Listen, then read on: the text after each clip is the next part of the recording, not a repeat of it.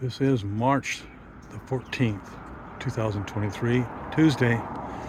During the night, Monday night and early Tuesday morning, this big eucalyptus tree, as big as these, it fell down clear over to my driveway.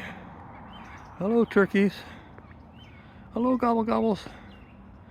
So anyway, it went clear over to my driveway.